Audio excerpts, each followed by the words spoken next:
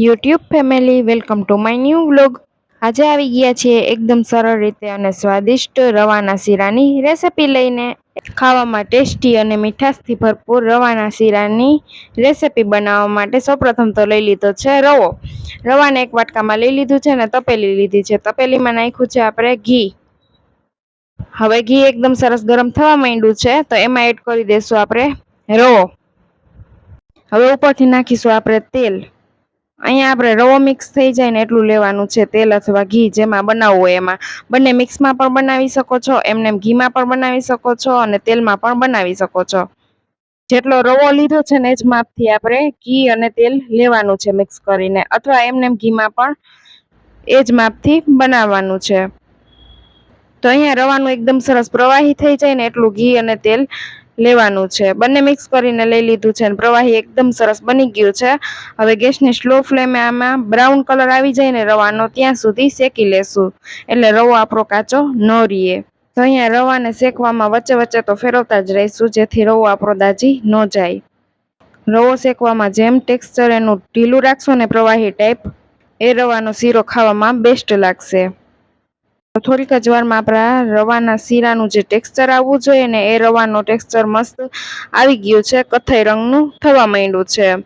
અહીંયા તમે ફોટોમાં જોઈ શકો છો આપણો રવો છે ને એકદમ સરસ શેકાઈ ગયો છે, બ્રાઉન થઈ ગયો છે। હવે લઈ લીધી છે એક તપેલી ને એમાં નાખી દીધું છે આપણે પાણી। જે માપથી આપણે રવો લીધો હતો ને એ જ માપથી આપણે 3 ભાગનું પાણી નાખીશું।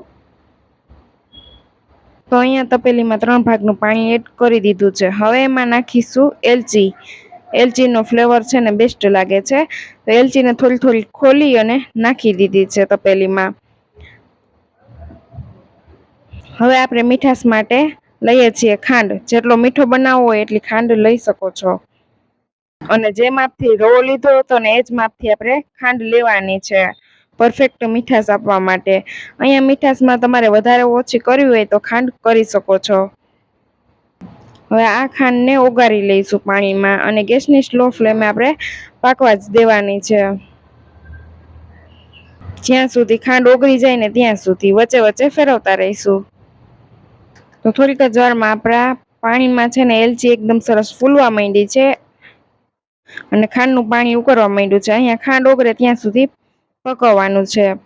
રવાનો શીરો ખાંડવાળું પાણી નાખીને બનાવશો ને એટલે એકદમ બેસ્ટ બનશે। ઉપરથી કાચી ખાંડ નાખવાથી રવો આપણો ચોટશે। તો અહીંયા આપણું ખાંડવાળું પાણી પરફેક્ટ રેડી થઈ ગયું છે, એકદમ સરસ ઓગળી ગયું છે।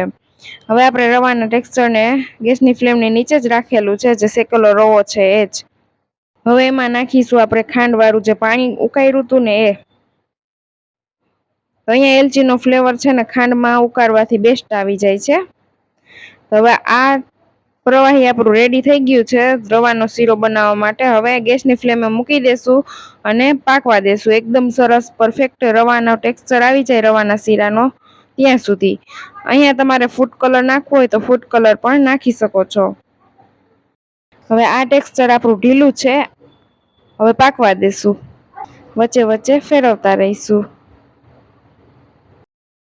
તો થોડીક જ વારમાં આપણું ટેક્સચર છે ને એકદમ સરસ ઘટ બનવા માંડ્યું છે। અહીંયા પાણી છે ને ખાંડનું એ બળવા માંડશે ને ટેક્સચર આપણું ઘટ આવવા માંડશે, અને ખાવામાં એકદમ સોફ્ટ બનશે ને આ ટેક્સચર જેમ ઢીલું હશે ને એમ ખાવામાં બેસ્ટ લાગશે। તો વચ્ચે વચ્ચે તો ફેરવતા જ રહીશું, જ્યાં સુધી આપણું ઘી છે ને એ છૂટું પડી જાય ને ત્યાં સુધી, ઘી અને તેલ।